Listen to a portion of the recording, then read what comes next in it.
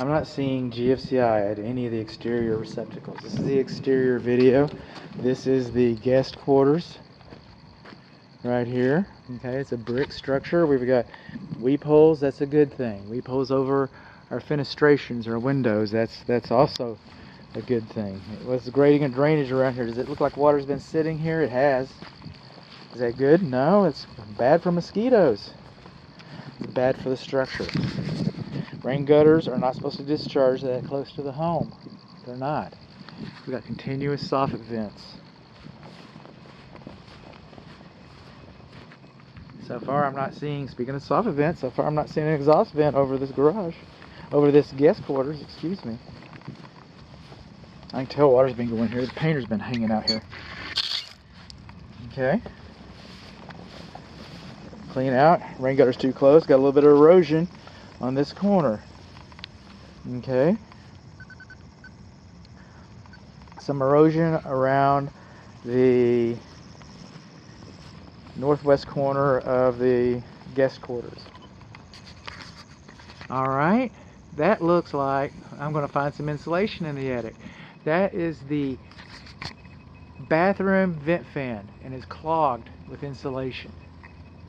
It is clogged with insulation. Look at that. Alright, I'm not seeing any venting for the attic on this side of the home. Alright, also see this plumbing vent pipe right here? It's supposed to be painted. It's supposed to be painted like that one was. It's supposed to be painted to protect it from the sun's UV rays. Coming on along, condensing units. Well, it's not too level, is it? I'm gonna have to. This is the water heaters. Okay, they're supposed to discharge no further from the ground than 6 inches, and they are.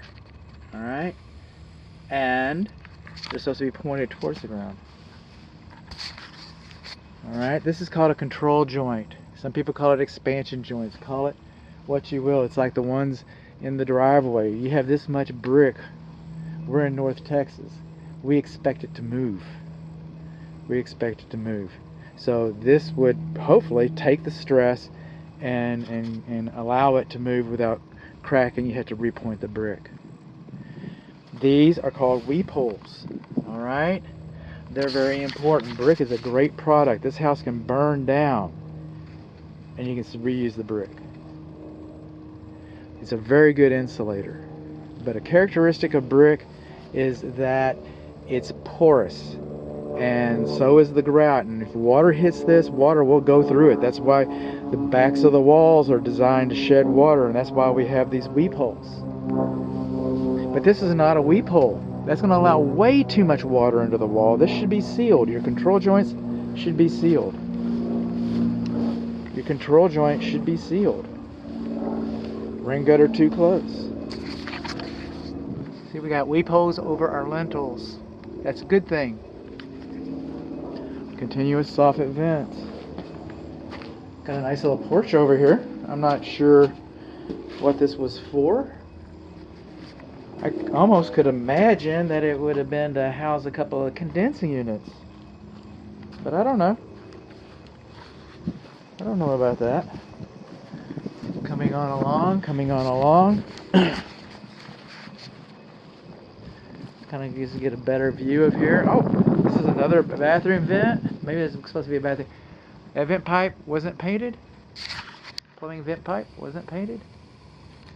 This plumbing vent pipe was painted. We got some more clogged. That's another bathroom vent, no doubt. It's clogged with insulation. Huh. Moving on along. Got some erosion. So this is the parent bedroom. I'm thinking. Not parent. Okay, what is it this week? The primary bedroom. Some erosion on the west side of the primary bedroom. See that rain gutter? It doesn't discharge far enough away. See how that? It's just washing the water out, isn't it? Huh. We got some high soil conditions right over here. You think termites like that? I know they like it. They love that. What's going to keep a termite out of there?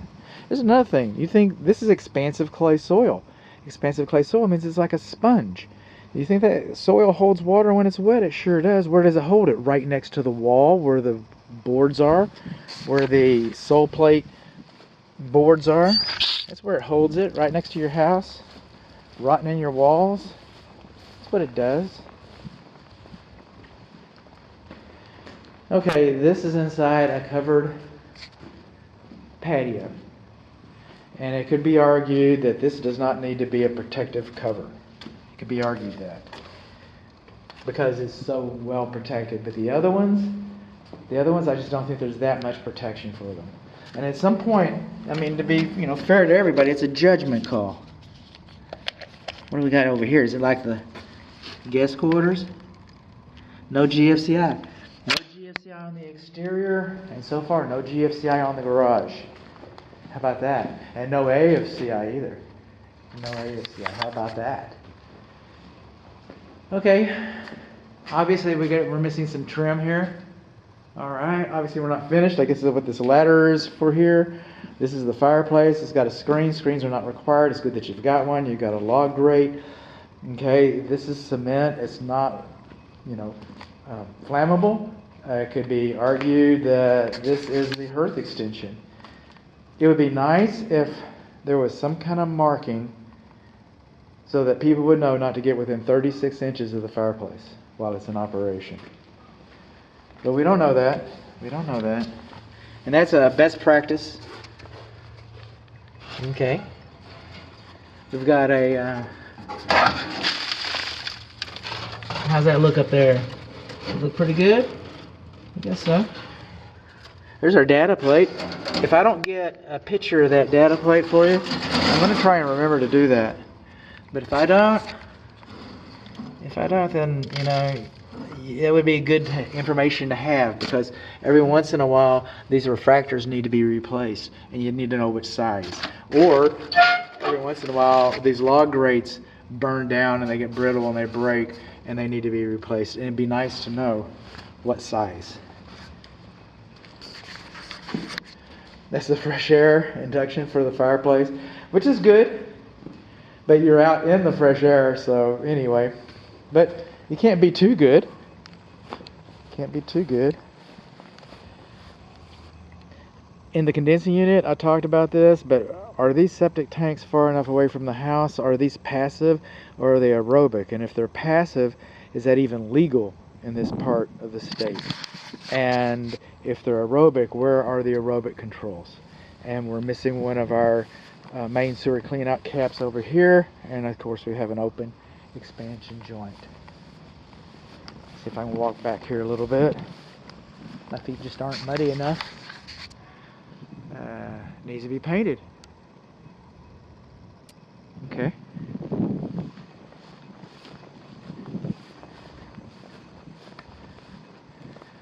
Moving on along. All this old wood, and there's some other places that I didn't mention. All this old wood needs to be, moved far away from the house so that it doesn't rot and attract termites. We got a little bit of erosion along here. We got a little bit of erosion along there. Rain gutters do not discharge water far enough away. Your water meter is out there by the stop sign. In fact, my dear client, led me to it. Said, I think it's over there. So over there I went, and I found one. All right. See right here on the roof covering? Kind of see where the shingles are popping up a little bit? I call that, and nobody's ever called me a liar, I call that fish mouth. But when they're gaped like that, they weren't nailed properly. The nails didn't go in and fasten properly.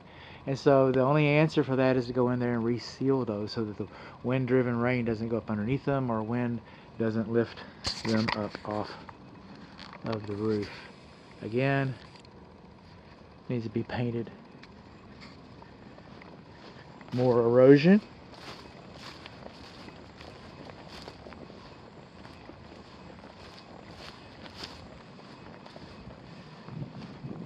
Level negative drainage. Right around here, holds water next to the house. The house needs to have good drainage away from it. which is ironic because we want the soil to have a certain amount of moisture in it, but we do not want it to have an excess amount of moisture in it. That has a negative consequence on the foundation, and it's conducive to mosquitoes. All this step flashing around here, this is going to be talk, hillbilly home inspection, all this step flashing around here, it should have counter flashing on it. You think rain can get up underneath there? I do. It should have counter flashing on it. And the rain gutter butt ends are not supposed to be closer than 2 inches to the brickwork. They're not.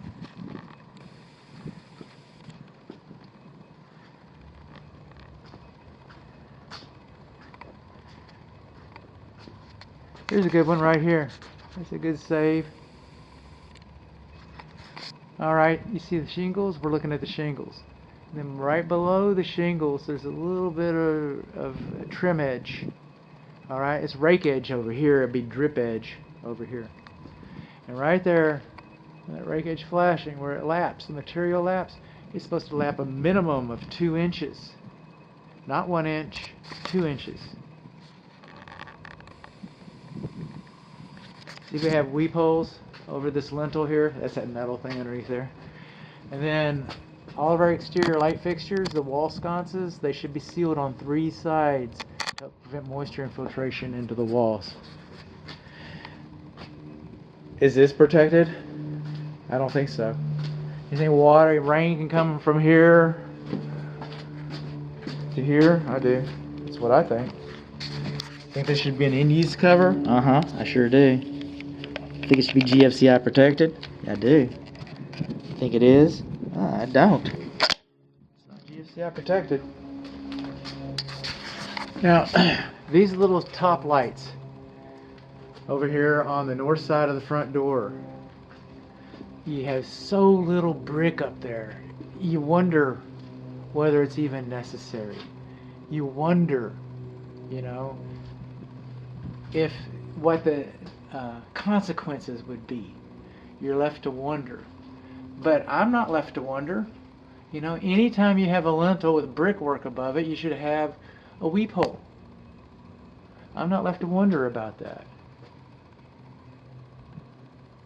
You say, well, if you put the weep hole in there, it'll make it loose and they'll have some more cracking. And that might be the case. I don't know. That might be the case.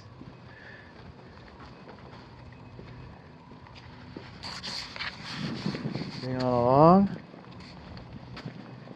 How many times I'm going to drive this home? Should be sealed on 3 sides. Should have a sleeve so that it can expand and contract with the driveway. Grounding rods should be buried. And you should have 2 grounds within 6 feet of each other for both of the electric service panels. And coming back along here, see this design? Okay, that's called a dead valley. The water comes down here, and the water comes down here. It's a dead valley by design. And there's not a lot you can do about that, but that is a problematic area.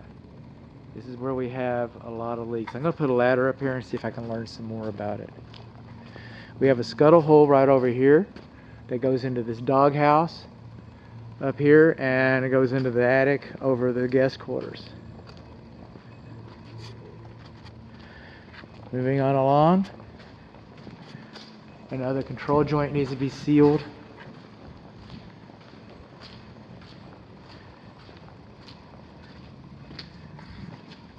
The garage is the exterior.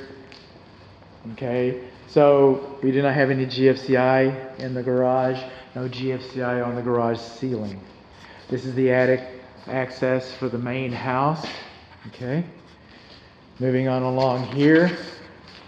This is a 3-prong clothes dryer. If you're going to put a clothes dryer here, then the current clothes dryers have 4 prongs. We've got sheetrock screws holding these in place. That's wrong. We do not have the cover plate. We do not have the beauty ring, the trim ring around the washer connections. And by the way, check this out. That's for the dryer, and that's the plumbing for your clothes washer. What do you plug the clothes washer into? Time up. You do not have an electrical receptacle outlet over here for the clothes washer, even though you have the plumbing for it.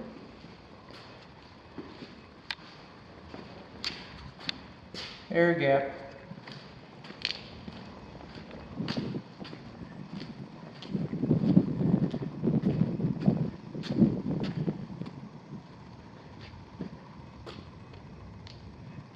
See these vents up here? Those are for your attic. I'm not seeing any air gaps for this and this and this.